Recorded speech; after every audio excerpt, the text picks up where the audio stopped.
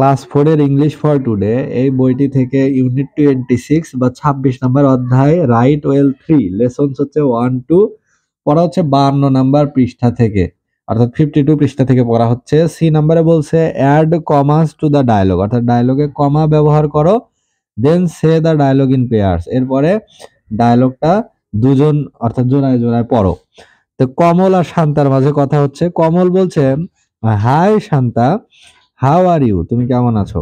তখন শান্তা বলছে I am fine কমল, এই যে আই অ্যাম ফাইন কমল, আমি ভালো আছি। কমল বলছে শান্তা, এই যে শান্তা এখানে কমা দিতে হবে, আর এই যে ডু আছে যে ডু, তাহলে শান্তা কমা দিয়ে ডু ইউ লাইক কোকোনাটস, অর্থাৎ তুমি কি কোকোনাট বা নারিকেল পছন্দ করো? তখন শান্তা উত্তরে বলছে yes I do. Yes I do মানে হ্যাঁ আমি পছন্দ করি, অর্থ হলো ইয়েস আই লাইক কোকোনাটস, ওটাকেই সংক্ষেপে বলা হয় ইয়েস আই ডু।